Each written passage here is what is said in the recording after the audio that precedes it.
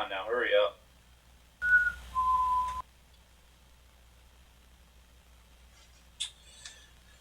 All right.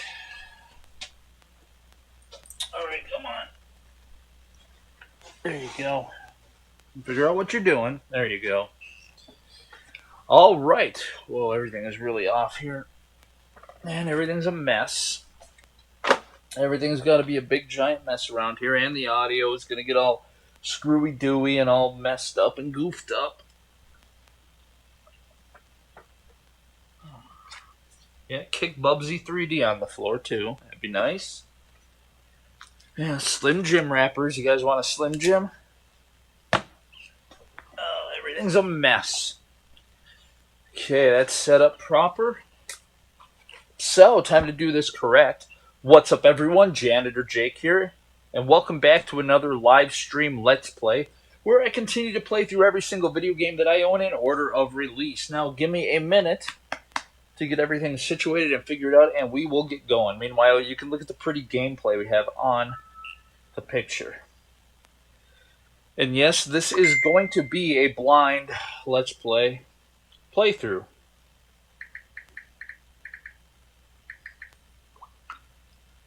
So give me a minute to make sure that everything gets situated, and we will get going. Or just scrub ahead through the footage. What is this now?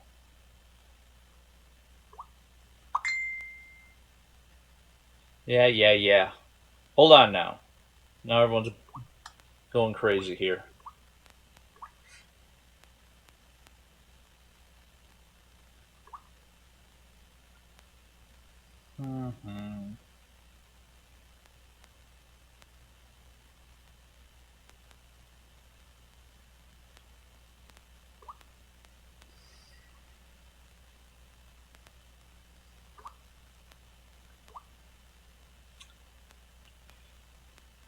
Weird. Alright, check 1, 2. Weird. Audio sounds fine.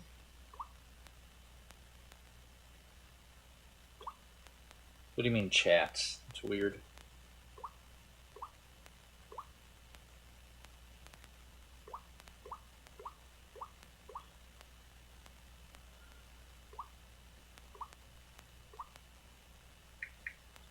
Alright, I think everything is working. Let me test something out.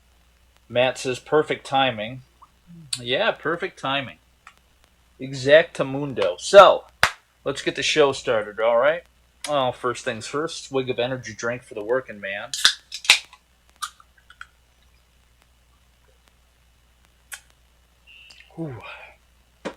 Alright, so today, we are going to be playing, I am going to be playing, a good old Defender for the Atari 2600 or the Atari VCS. Now, lo and behold, I actually do have it complete in the box. So I do have the box in very, very good condition with the exception of that. Somebody kind of went bonkers on there and kind of ripped that.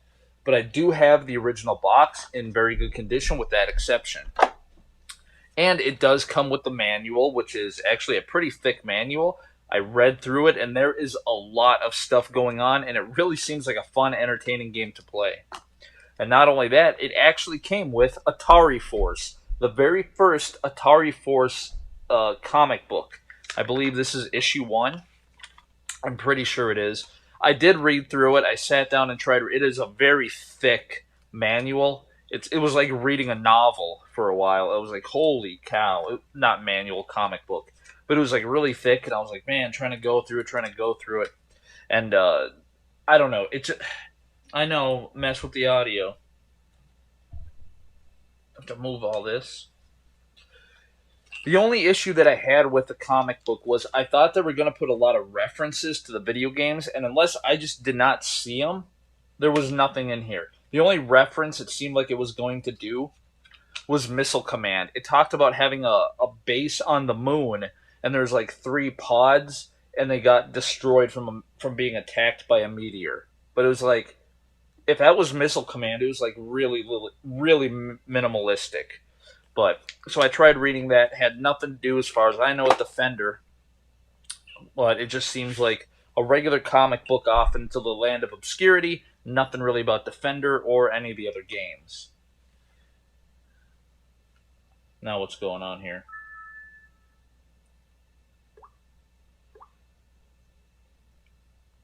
Alright, just making sure that everything is going fine. Alright, so without further ado, let's pop in Defender and get going.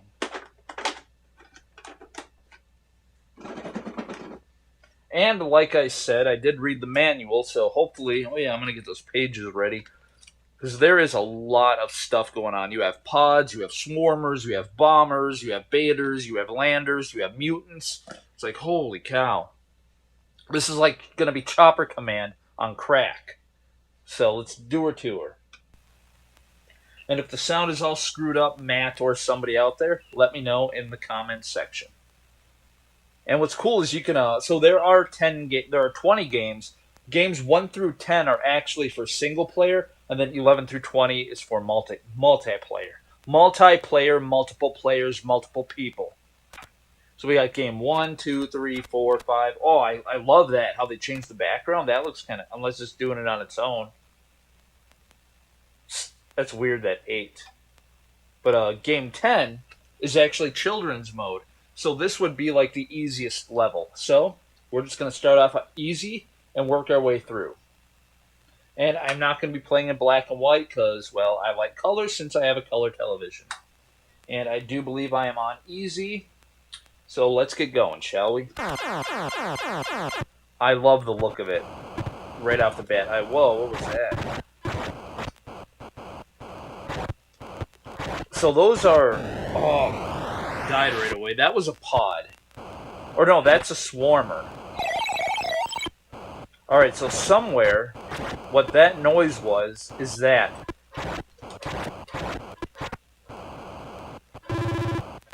That was a person being picked up. There is a lot of stuff going on here.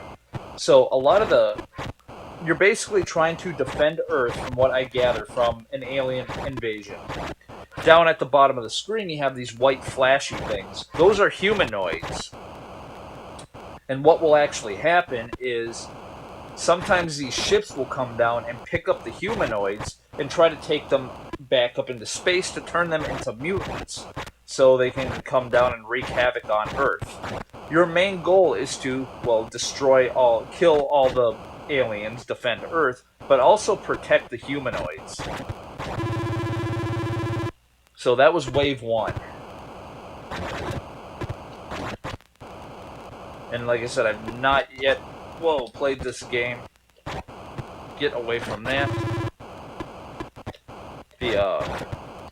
I don't want to move too fast. I'm trying to get used to these controls.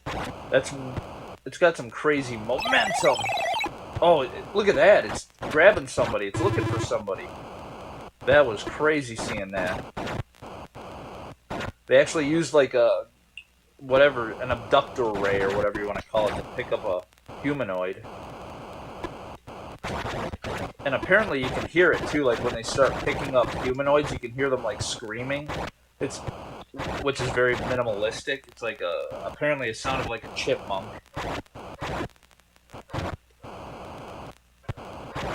There we go. Now I'm on wave 2.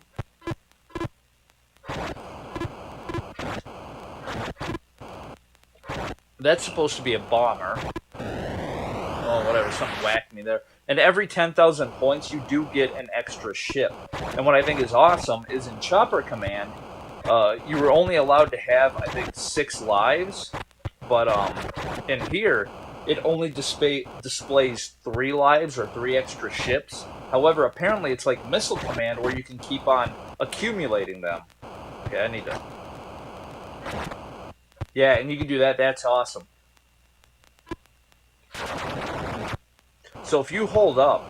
Oh, he's shooting pretty fast. If you go up to the top of the screen all the way and push up, you disappear. I'm going into like hyperspace. Now I can push the button, and just like in asteroids or whatever, you can like go into hyperspace and it'll kick you all willy-nilly. Yeah, now he's trying to take that human. If I can shoot them in time, I can drop them back down to Earth safely without grabbing them. Or what I can do is let them take the humanoids up high enough, and then apparently I can shoot the ship, and then try to catch the humanoid in mid-air, and then bring them back down safely to Earth. And another thing that I found really whoa, hate that when they appear out of nowhere like that. Another thing that I found really interesting is you have two different weapons. You actually have like your laser attack, which is what this is, and then you have smart bombs. Smart bombs are the thing on the lower right-hand side of the screen. And I'm thinking, well, how do you use that? You only have one button. How am I supposed to do that? Whoops, I didn't mean to do that.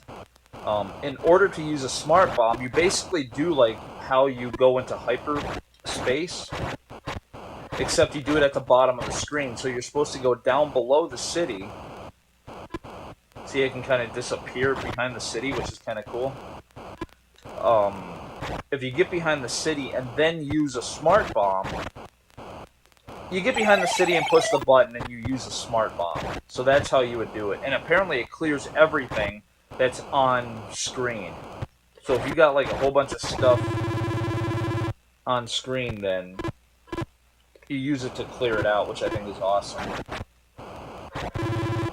Whoa. Like right here. There we go, I just used up a smart bomb. Oh, and you do get them in reserve. Yeah, I forgot about it. Every 10,000 points, not only do you get an extra life, but you get an extra smart bomb as well. And it, like I said, just like in Missile Command, they keep... Oh, man, he got me pretty good. Just like in Missile Command, it actually accumulates over time. Now, someone's getting captured. There we go. Saved him. So I want to get over here. Yeah, this game is definitely a lot more fun than Chopper Command. But then again, I am playing on baby mode. But that was the thing too, like they actually had an easy mode in here. Whereas like Chopper Command, it was more like, okay, stage number 1 is good, you know, it's a good difficulty, and then all of a sudden it just, bam, it just cranks up in difficulty. But this is what I was talking about when I was playing Chopper Command last night, and I was saying like how I wanted to survive a little bit. Like this game is actually letting me, like I'm actually able to play the game. Like if I was playing Chopper Command, I would have had to like restart the game like 5 times already. Now, Matt, I don't know if you're still watching, but what do those creatures look like? Those spaceships. This one that's going down. He looks like a character that I've seen in another video game. I don't know where I've seen it, though. But that creature right there, that ship, looks familiar. Like with the head and like a cape underneath. I don't know what game I've seen that out of, though. I know I've seen that character before.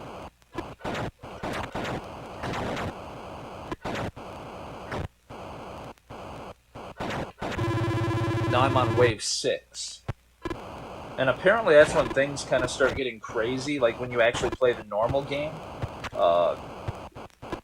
It goes waves 1, 2, 3, 4, and then like wave 5, it kind of starts getting crazy. I don't know, the manual was kind of explaining it, and they were saying like after a certain wave, then you have like mutant attacks or whatever, where it's like, it allows you to practice like, pretend... Because like I said, if all the humanoids end up getting abducted all the way into space, the aliens will turn the humanoids into mutants, and the mutants will come down and wreak havoc all over everything. Oh, you son of a gun. Matt says no idea. Terrible. Absolutely terrible.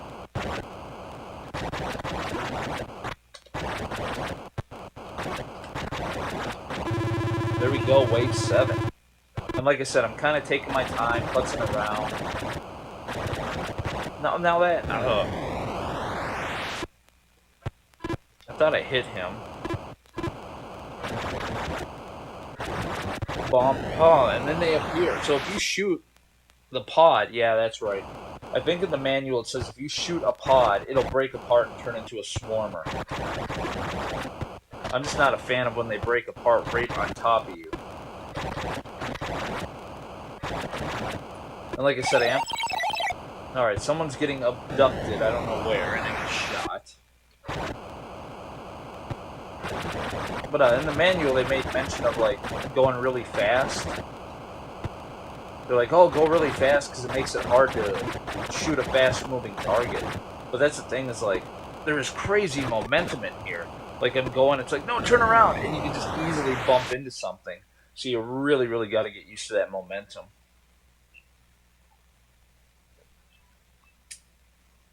Thank you. All right. So now I'm going to start over and go with game number 1. Because that was apparently for children. That was children's mode. So I'm going to go all the way back to game number 1. And like I said, these are all 2-player. I don't think you can play... That would be awesome if you could do 2-player co-op, but I don't think you can.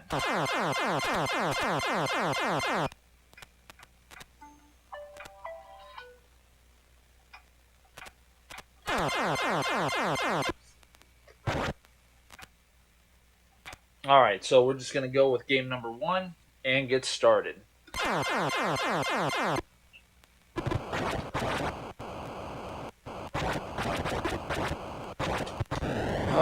Like, stuff like that really irritates me. Just like right off the bat. Like, okay, let's get going, fresh start. Boom! And then you die. I hate that. And it was all because of that, the swarmer. Or the pod. And then I shot the pod and turned into a swarmer.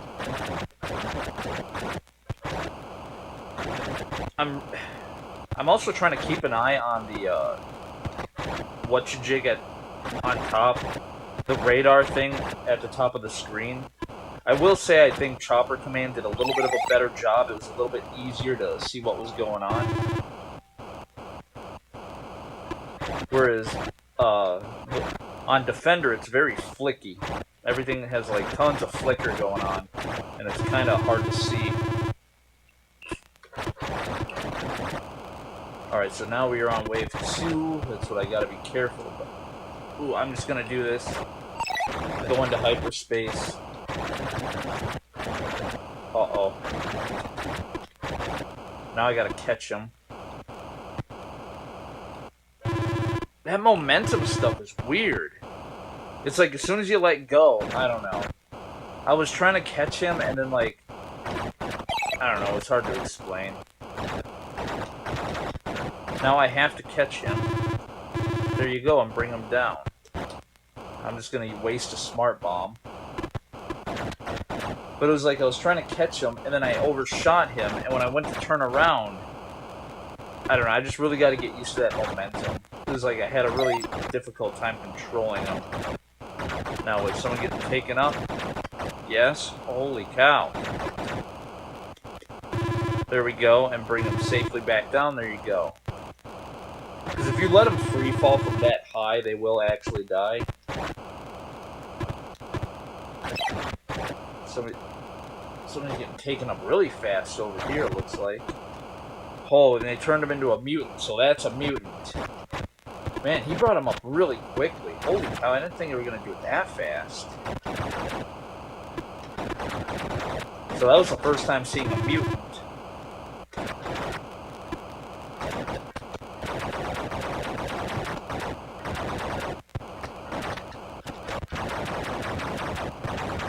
I don't like how my ship disappears when you shoot really fast, but that's fine, I guess. Okay, I gotta get out of this section.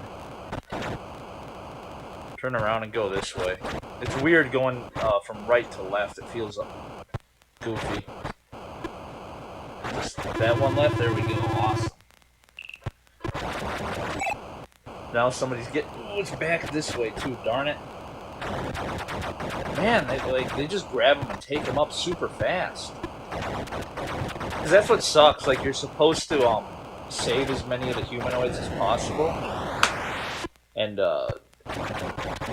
you get bonus points for every humanoid that's saved.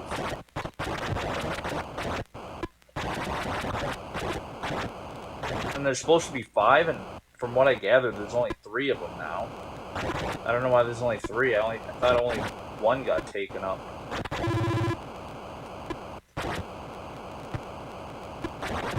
There we go. Now it's going to really start getting intense. Because like I said, I think Wave 5 might be kind of sort of where it caps out. Man, that thing's just like right on your butt. Yeah, the Swarmer. That thing.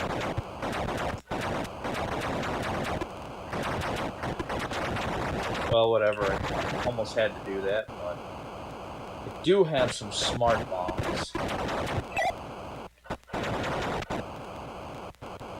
I couldn't even... There's no way I could do that. I'll just waste a smart bomb. Go to wave 5. Here we go.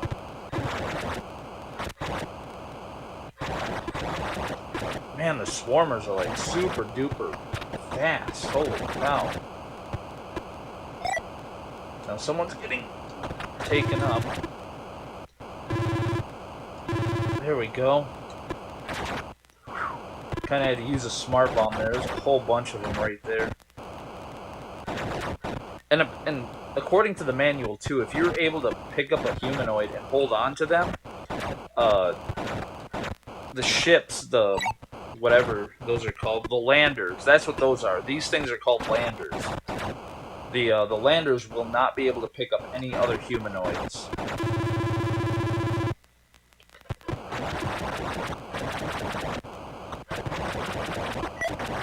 Someone's getting taken up.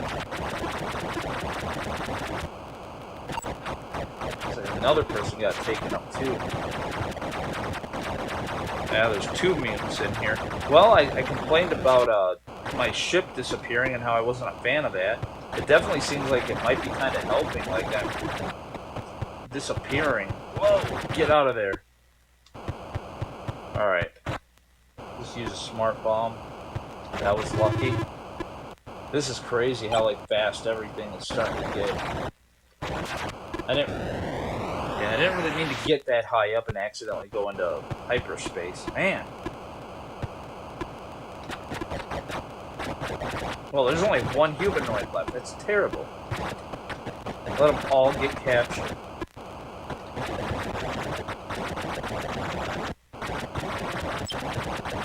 Man, holy cow, he came down. So apparently that's the death screen. Oh, the city got destroyed. Well, this is weird. Yeah, crazy. So apparently, wow, this is really hard to navigate without a city. So apparently, if all the humanoids get captured, so now it's just all mutants. Look at that. That's crazy.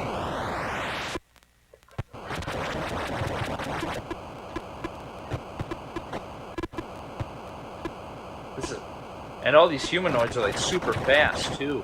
Like I'm trying to. Man, they're like right up your butt. That's crazy. Now everything's getting real intense. Matt asked a question here. Hold on. Yeah, it's really difficult to like navigate without the city here. So there you go. Wow, 55,200 points. Better than Chopper Command?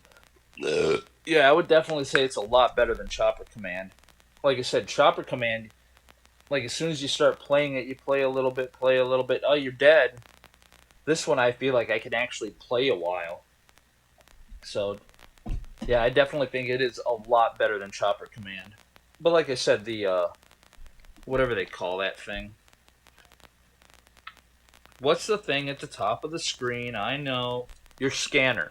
The scanner at the top of the screen I thought was done a little bit better in Chopper Command, but that's probably because there was not as much stuff going on.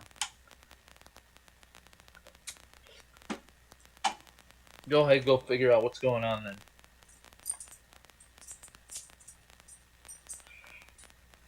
So I'm going to go off to game number 2. However, I got to do something real quick before that battery dies out on me.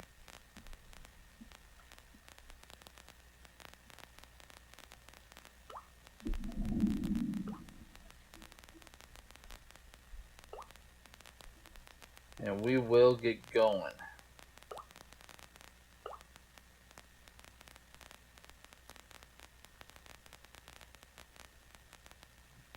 Alright, so.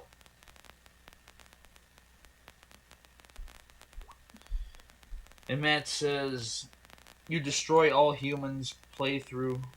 What? Your Destroy All Humans playthrough definitely brought back memories of that game. Oh yeah, Destroy All Humans. Yeah, like I said, what is this now? Can't see anything. Whoa, that was crazy. Huh. It's funny because this is 1981 Atari. I wonder if Defender came out in the arcades in 1981. Because apparently this game itself was not released until June of 82. But I'm going to go to game number 2. But yeah, you were talking about Destroy All Humans. Yeah, like I said, I've actually never played that game. I've heard of it. Chris has heard of it. He's always wanted to play it. I always thought it looked kind of cool, kind of neat. And I'm glad I'm actually able to... I'm glad I own the game and I'm able to play it. Of course, like I mentioned at the beginning, I really do wish I had the Black Label version. Just because I like things to be as original can get. Ah! So I missed him, so that humanoid died. Yeah, that's the thing, the controls in here are kind of tough, but you definitely would get used to it. It's a fun game. You just definitely gotta get used to the controls. I hate these things. I hate the swarms. I do love it too, though. Like, if you die, instead of hitting like game reset, you can just push the button.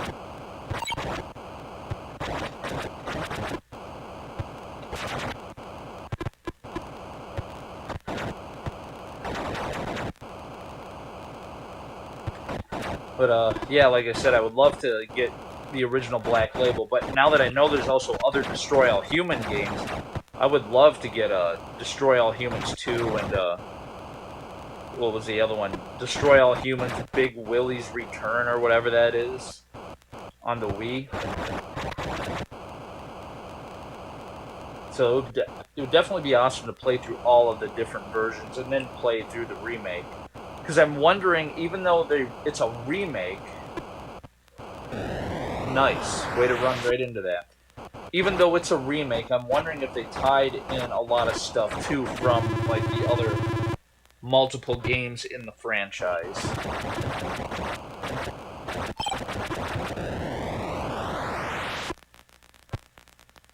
But so far, I think Destroy All Humans was definitely a fun game.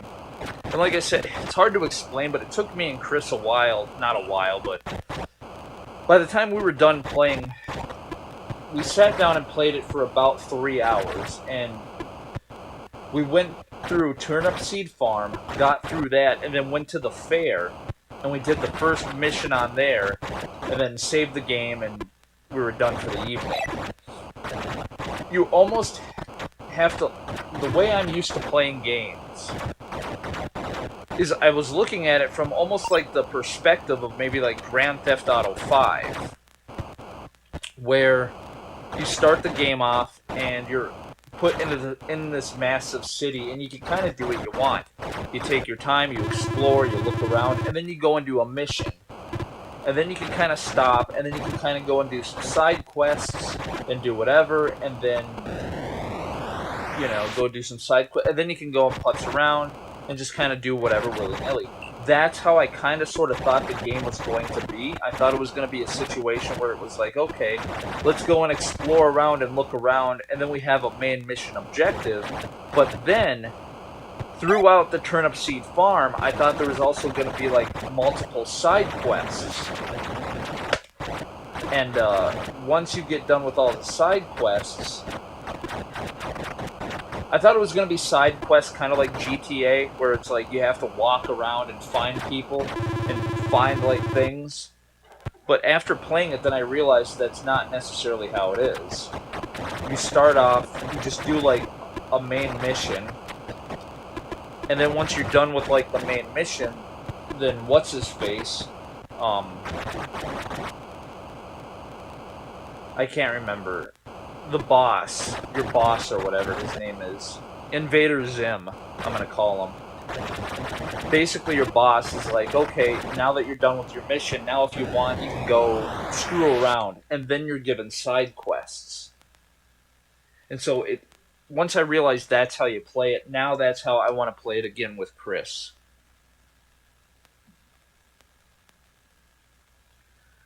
Matt says, apparently the PS3/360 release was only PAL. Only PAL format. Yeah, I tried looking up, the one on the Wii, and the only information I got was the one on the Wii. I did not see anything that I could buy PS3 or 360. Yeah, right here you can just push the button and start back up with wave number 2. But that was game number 2 I meant, and we are going to go to game number 3.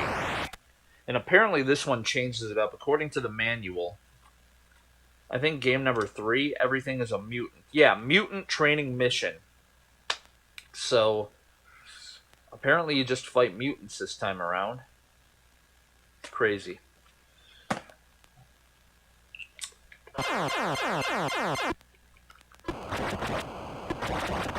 But yeah, like I was saying, once I realized how the game wants you to play it, it seems more like you do your main mission, then you go and you complete the 4 other, I don't know what you call it, it's like, there's like these 4 yellow laser pillars that kind of show where like side quest missions are, and you just go and do like the 4 of those, or I'm sure later on there's probably multiple more. But like in Turnip Seed Farm, you do the main mission, then you do the secondary missions, the side quests, and then you're done. Now you can explore around, and so that's what I want to do with Chris. I want to go through, conquer the main missions, then go and do the side questy stuff, and then after that go and explore. Because the thing is, I love the exploratory nature of the game, and how you can go and talk to people. Because there was weird, like, there's a ton of Easter eggy stuff, which I think is awesome. A lot of references to movies like, Mr. Ed, the Talking Horse, and Francis, the Talking Mule. It's like, I remember those, like, my dad used to love watching Francis, the Talking Mule. I remember that, like, Francis in the Navy and weird stuff. And so it's really cool seeing the references, but not only that, like, I don't want to spoil anything, but, like, Chris and I, well, no one's watching anyway, besides Matt and whoever else, but, when Chris and I were playing through, we kept talking to people, and everyone kept talking about this Joe Bob. Oh, he's spending Joe Bob. Oh, he's always spending time with Joe Bob. This person's always hanging out with Joe Bob, Joe Bob, Joe Bob. So Joe Bob is like the super popular character. And then we get to the fair, and all of a sudden we're talking to somebody, and they talk about Joe Bob, but they say something like Joe Bob is a chicken. They're talking about, oh, we gotta make sure to put all the chickens away and pen up Joe Bob or whatever. So it's like, wait a minute, Joe Bob is a chicken. Now, if we hadn't been listening to people's thoughts, we would have never known that. Like, it's just hilarious. Like, all these people are hanging out with Joe Bob, but no, it turns out Joe Bob is actually a chicken. And there's, like, lots of crazy, creepy dialogue and stuff, like Rockabye Baby on the treetop. When the wind blows, the screaming will stop. It's like, whoa, okay, this just got dark and creepy all of a sudden. Straight up horror movie. But that's why Chris and I love to explore. But, like I said, I know a lot of people are going to want to see a lot of the more mission-y stuff, like hurry up, get the missions done, figured out. What? I got hit? What happened? Oh, never mind. I accidentally took a warp. I didn't know what happened there, but it looks like I went into hyperdrive.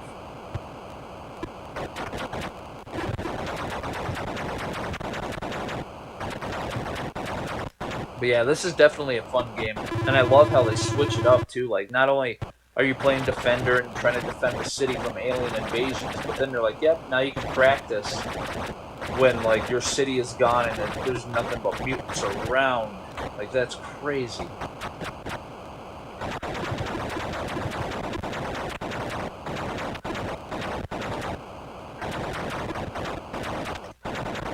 And I love the laser gun, too. I love the look of it. that Atari look.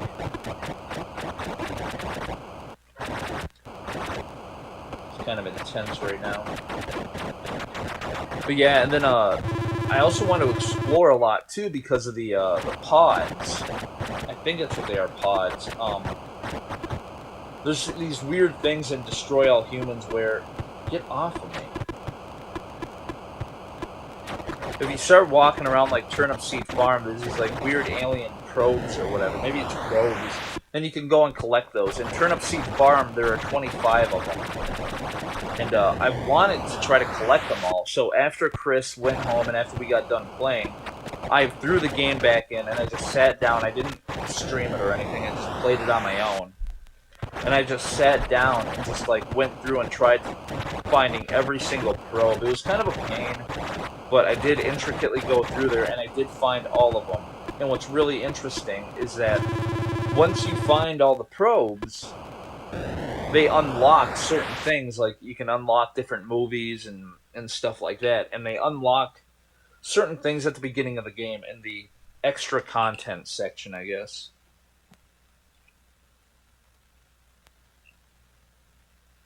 Hey, Forrest, how's it going? Just lurking? Hope you're doing well. Yeah, everything's going good. Yeah, I decided to say screw Twitch. I'm just going to hop over to YouTube because at least I seem to get more views on YouTube more than I do over at Twitch. So, do you find playing these games for streaming and AG give you a better appreciation for your older games in your collection? Yeah, I think Chris even mentioned that when we were playing. We're going to go to game number 4. But yeah, Chris kind of mentioned that when we were playing through Dinosaurs for Hire. Swarmers. No, you don't. Come on. Oh, I was going to grab him. Well, when Chris was, when we were talking about, when we were playing Dinosaurs for Hire, Chris mentioned something. I talked about how I was focusing a lot on points. And, he made mention and said something like, because I was playing all the games from oldest to newest in order of release, I was starting to learn the video game language a little bit better than, like, maybe most people, or, like, especially him, who maybe just, like, throw in a Sega Genesis game and they're just like, oh, points, who cares? But by me playing these older games, I now focus a lot on the points. So if I do end up playing a newer game, it's weird because I notice the points a lot more and I start thinking about things in a different way. I lost that humanoid. Darn it.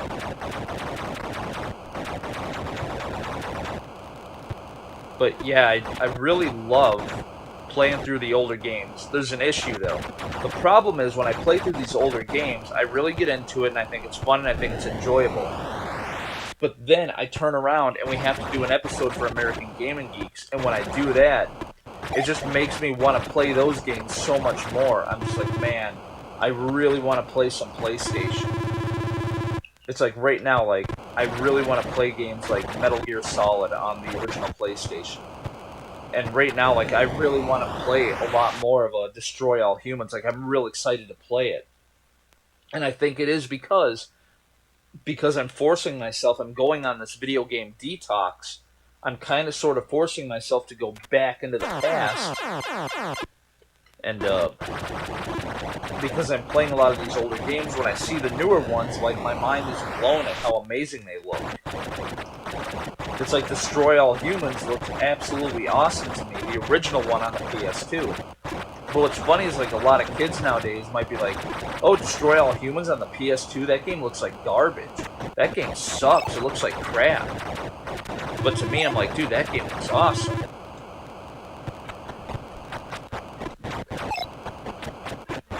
I heard somebody, oh, there he is. Now he's gonna get, ooh, he's dead. Could not save that humanoid.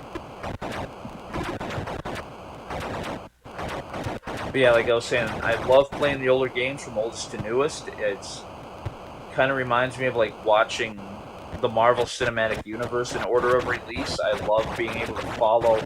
It's almost like following a storyline, and I like to do it. The only problem is, because it's kind of sort of like a video game detox, if I ever find myself playing anything newer, it makes me not want to come back to the Atari. It makes me want to just stay playing the newer games. Which is why I'm thinking, man, I cannot wait to get done with the Atari and move on to like the ColecoVision, just to see like how much the graphics have improved. And then especially when I get to the NES, like that's gonna be crazy. Oh, never mind. I see where they're taking them. I heard the landers pick up, right? A lander? Yeah, I heard one of the landers pick up a humanoid, and I went to see, but because there is so much flicker on the radar, I had a very difficult time judging where that was coming from. And that, yeah, hate that.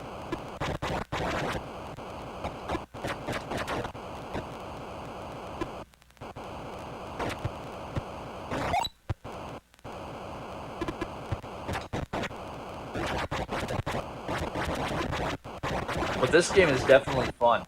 This could definitely be up there. Like, this is definitely up there in my top favorites. Darn it, there goes all the humanoids. Now they're all mutants.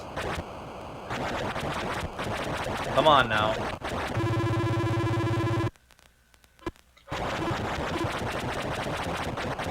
I know Matt said something.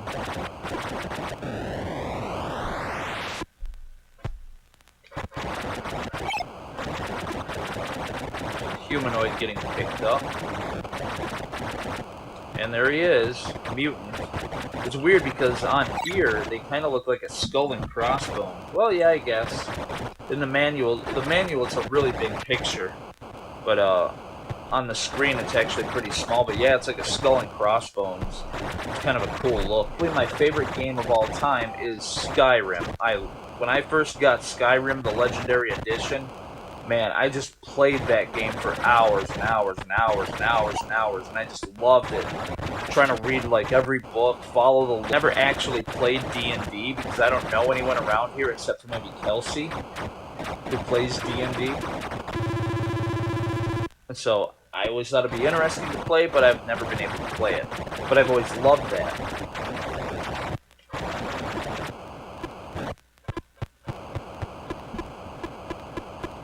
So I personally, like, my favorite game of all time, I would say, is Skyrim. But it's weird because I love games like Skyrim, Metal Gear Solid 2, Sons of Liberty. If I look at, like, my favorite games that I ever played, I'll try to name them off the top of my head. So, like, with, you know, Skyrim, and then I'm thinking about PS2. Oh, this one there isn't even a sit. Oh yeah, that's right. This is a mutant attack. So Skyrim, probably my #1 favorite game. And then I have games like on the PS2, Metal Gear Solid 2, Sons of Liberty. Tony Hawk's Underground, loved playing that game. Mortal Kombat Armageddon, loved playing that game. Splinter Cell Double Agent. These are games that I just played so much, I would just lose myself in these games and just play them for hours and hours and hours and hours. Loved them. Resident Evil, actually Resident Evil Remake for the Nintendo GameCube. I used to love that game. Super Smash Bros. Melee, I was obsessed over that game. That's why when we ended up playing Smash Brothers at your place, I was actually really mad because of how crappy I was playing, because I used to rule Smash Brothers Melee. Like, I played that game so much. I actually knew how to play Smash Brothers at one point. You know, looking at some of those games, and then games on the original PlayStation, like Tomb Raider 2, I loved playing those. Tony Hawk's Pro Skater 2, never played 1, but I played Tony Hawk's Pro Skater 2, obsessed over that, played that. Street Skater, loved playing that. Doom, I had the long box version of Doom, and I just loved playing that. Twisted Metal, I loved playing a lot of those games. And those are like ingrained in my head as being some of my favorites. And so it's weird when I look at Atari and it's like, are any of those games like up there as my favorites of all time? And it's like, as of right now, Not that I know of. Like, maybe Adventure? But Adventure was because Adventure was the very first Atari game I actually played. I'm just doing, well, whatever. Go to the next game, I guess, 7. Because when I first played the Atari, I never played one. I must have pussed around a little bit with one in the past, but otherwise I never really played it. And I found one for sale, and it was really cheap, and it came with like 30 games. And this is when I was heavy into collecting and not necessarily playing, because I was just collecting, and did not have time to actually play. And I thought it'd be cool to play a game on the Atari for the American Gaming Geeks, but I was like, I don't know how to do that because we need to find a game that we can beat. And when I looked it up, the first game I saw was Adventure. And I looked at my collection, and yep, I have Adventure. So we decided to play it, and I made sure to sit down and play it to make sure I could beat it, and I loved it. And so, like, Adventure, I would say, is up there, but that's more, like, kind of on the side of nostalgia. Like, is there any Atari games that I would just sit down and just love to play over and over? Not really. Like, when I'm playing the Atari, it's fun, but I think when I move on to, like, the Nintendo, am I ever going to want to come back and play any of these games? And like I said, probably not. Unless it's like a form of nostalgia, like, oh boy, I just really want to get a nostalgic kick. So I might throw in Space Invaders and play it for a little bit. Probably not a lot. Or like Yar's Revenge. I'll play it for a little bit, but probably not that long. It actually reminds me of that story that I've told before where me and my sister would play. She would be like, hey, come over and bring the Nintendo. And I would bring the Nintendo over, and we would sit there and play the games, but we'd take a game, throw it in, play it for a little bit, pull it out, throw another game in, play it for a little bit, take it out, and just kind of did that a little bit all day long. But then when the evening came, it was like, okay, put the Nintendo away, and let's grab the original PlayStation. Alright, we're going to go to game 8. I haven't even been paying attention to what these rounds do. I think it starts off at like wave 5, so I think everything is just kind of going super fast. But anyway, when I was at my sister's, she'd be like, okay, now it's evening time. Now let's put the Nintendo away and play the real deal. And out comes the original PlayStation, which was brand new at the time. And it was like, whoa, and we just like loved playing games like Tomb Raider. And we would just play that thing and play it and play it and play it, not even bother looking back at Nintendo. And that's kind of how I feel Atari is. Like, I played so many good games that playing these games are just kind of fun, but nothing really stands out as being, like, one of my most favorite games of all time on here. Maybe if I had a newer game.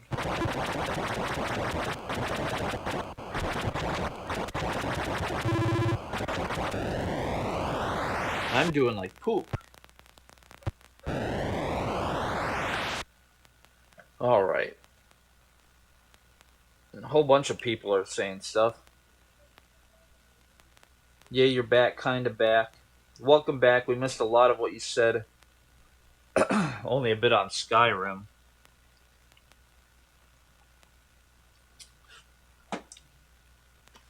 Forrest says, my favorite game right now is Red Dead Redemption 2.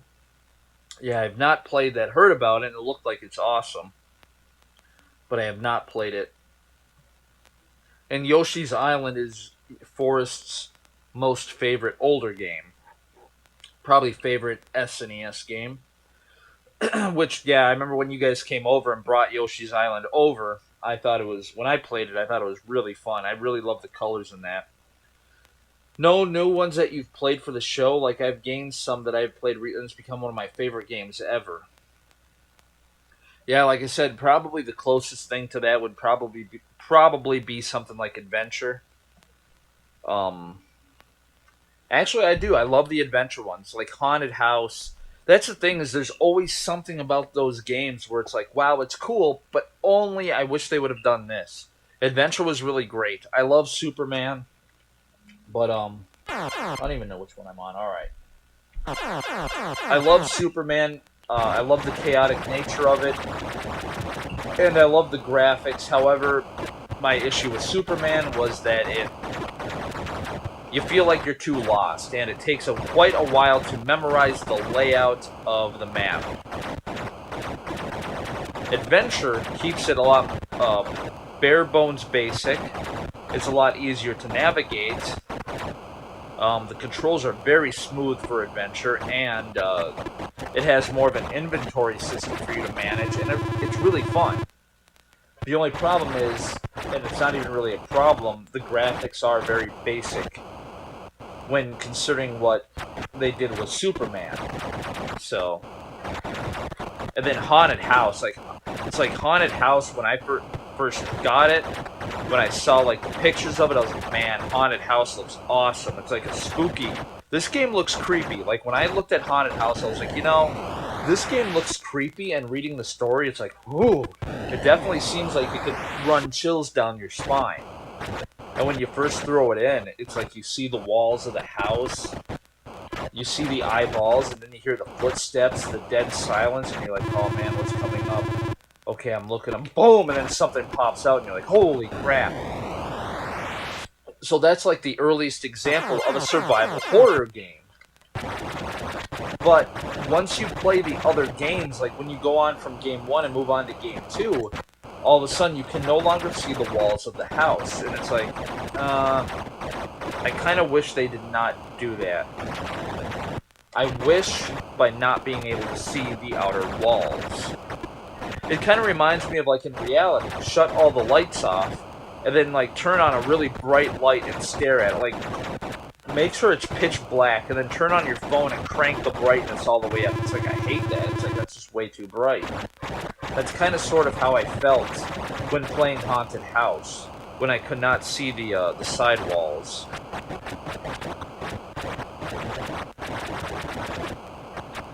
Darn it, I knew they were coming up on my left-hand side, too.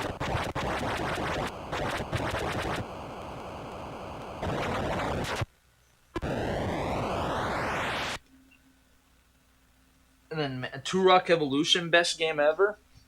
Definitely. That's the thing with Turok Evolution. Like, we played that for so... Whoa, that looks weird. What is that? It looks like a helicopter. That looks really weird. I don't know what that is. Hey, you should look something up for me if you can. Are there any, like, weird Easter eggs in this game? Or any weird tricks you can do in Defender?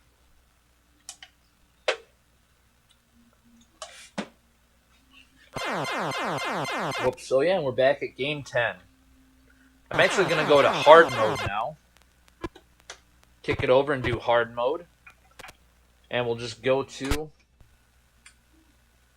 game number 1, and we'll do hard mode. But yeah, it's funny that you mentioned Turok Evolution when, like, oh yeah, wow, you move slow. Wow, that is terrible. How slow you move. I mean, obviously it's hard mode, so I get it.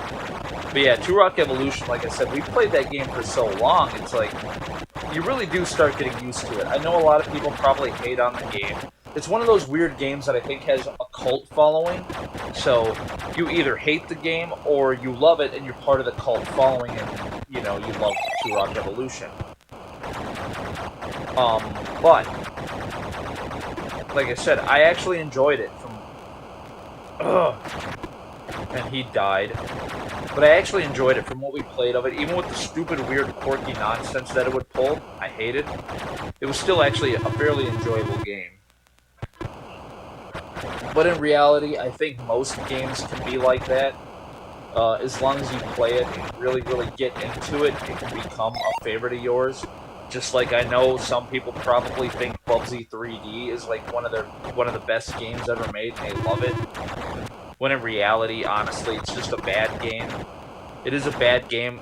To me, Bubsy 3D is a bad video game, but it does have a few elements in there that I enjoy.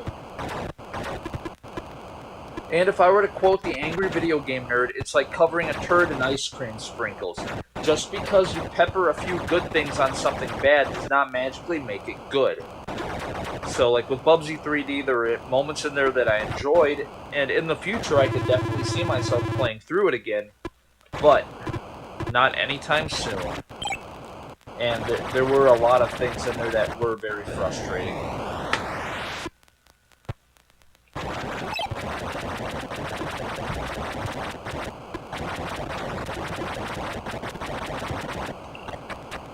And that's the thing too with playing this game like Defender. I think it really wants you to like fly super fast and go crazy. Like right now, I'm on hard mode, but I'm gonna try going on easy mode, and I'm gonna start over. But I'm gonna try doing it how like the manual said to do it. Like just go crazy and shoot everything like nuts.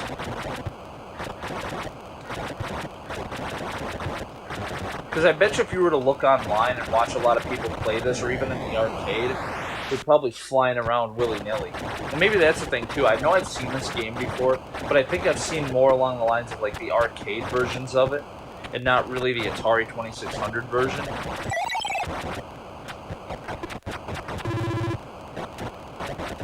But I think that's probably how this game is meant to be played, is go like crazy and fly. So that time I went into hyperspace, did not mean to do that. Whoa! Yeah, that's so hard, because they'll come after you too. But anyway, I really do love the look and design of this. I love the cityscape. That's the thing. I love the cityscape at nighttime. I think it looks awesome. It actually reminds me, like I told this story before, it reminds me a lot of like... Oh, there we go. It reminds me a lot of like me and my sister back in the day. We would like she would do drawings, and she would make drawings kind of like this, where it was like in town. It was like you're seeing like a cityscape or like a background of a town, but it was always at night. And it was just like a really nostalgic feel. It's really weird, but I do love it. It's interesting because I sit there and think about it's like it would be kind of cool if they would have put stars in the background and like a big giant moon or something, but it would probably be too chaotic with all the shots and stuff like that. And that's the other thing too is they have a lot of different sprites on screen. Like you have the that thing. You have the landers, you have the baiters, you have the mutants, you have the pods, you have the swarmers, you have the bombers. You have so much stuff on screen, it's chaotic. And so I really don't think they would have been able to, great.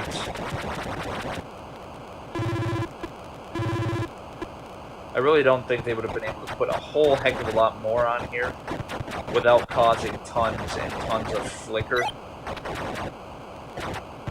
Oh, come on, I wanted to get out of the way. But yeah, I would definitely say if you play this game, it's totally worth it to get if you can get it cheap enough. But yeah, take your time, really go slow. Once you get used to the game, then it's kind of fun just to kind of blast your way through.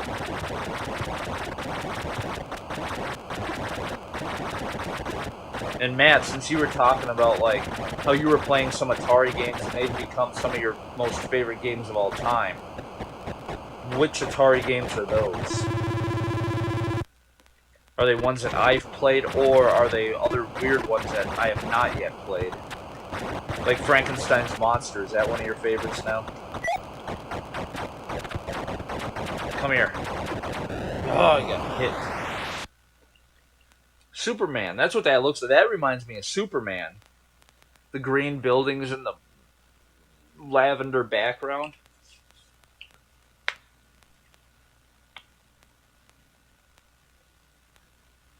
But,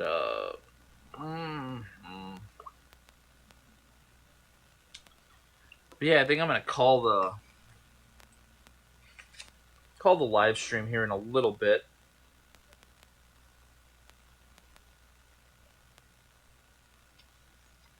Yeah, the different waves, like single-player games, 4, 5, and 6. 4, 5, and 6 skip the first two attack waves and just begin at wave 3. In games 7, 8, and 9, they just begin at wave 5. So that's why I was saying I think wave 5 is kind of like the max wave. As it says, it's recommended for very experienced to expert players.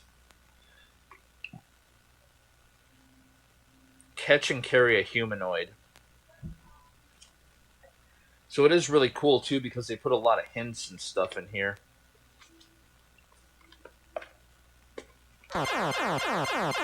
Well, maybe I'll putz around for a little bit longer here.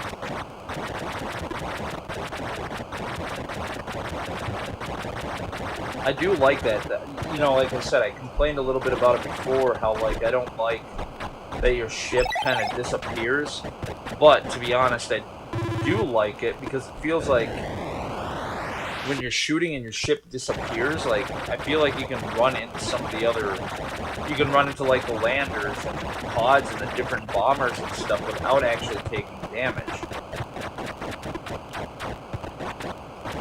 So it does kind of help when your ship disappears like that.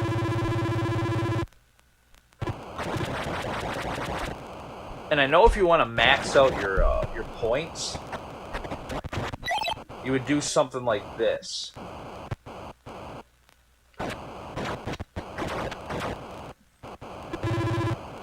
Because you get points for every time that a humanoid... So what I would do is I would wait for one of these things to try to pick up a humanoid, and then I would catch them. But hey, I'm going to hit reset so you can see what I mean. So, if I want to max out my points, what I would do, rather than just killing everything and protecting the humanoids, I would allow some of the humanoids to get captured.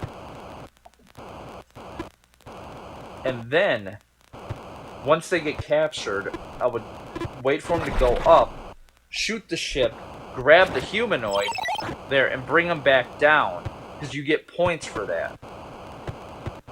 So I gotta wait here.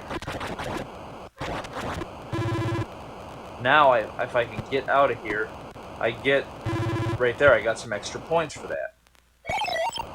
So I'm gonna come up here, shoot him. I'm gonna wait for him.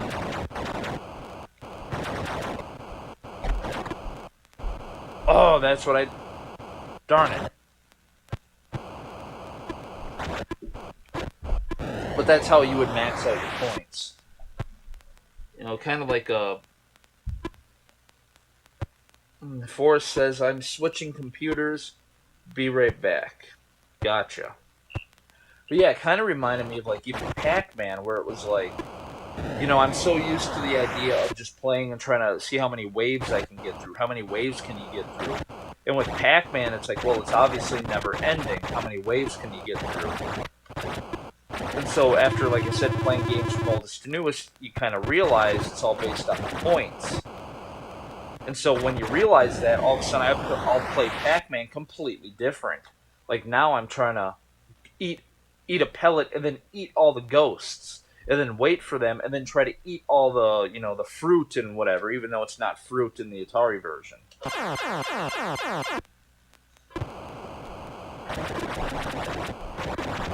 So yeah, like I would probably go through and try to kill a lot of this garbage first, and leave a lot of the landers alive.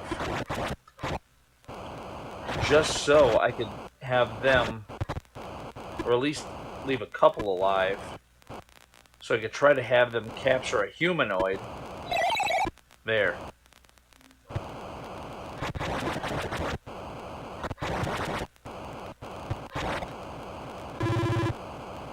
So I can get the extra points. Like, see, right now I'm already at like 5,350. It's very likely that I could get up to 10,000 just on the first wave alone. But it's weird the way they come down. It seems like the landers come down at angles, and if they miss where a humanoid is, they won't actually grab it, kind of like that.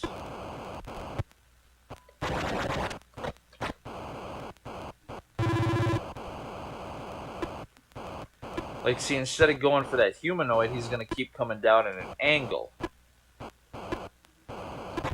So now I'm wondering if he'll actually make it to this humanoid.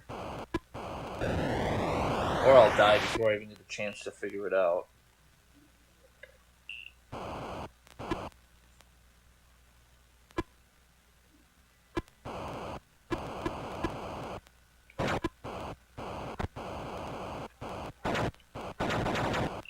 And Forrest says they are back. So, but yeah, like I was saying, Forrest, if you missed it, one of the ways that you can really utilize the points, since most of these Atari games are based off of points, is you just sit here and do this, wait for them to catch a humanoid, come over here, grab them. Like an idiot, I missed. But that's the thing I was saying before.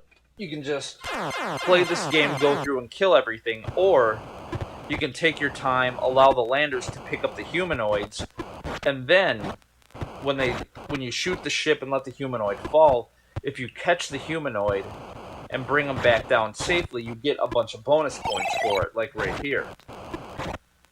So I'm going to wait.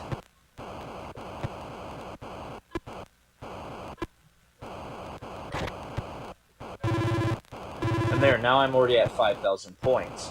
So if you really wanted to, you could putz around on wave number 1 and easily get like 10,000 points just by allowing the landers to keep constantly picking up the humanoids. Which I think is kind of cool. Okay, right there. So what I want to do is come over here, not get shot. This is going to be tough. Yeah. Too much crap in the way. So definitely poses a challenge. But anyway, I think I'm going to call the live stream.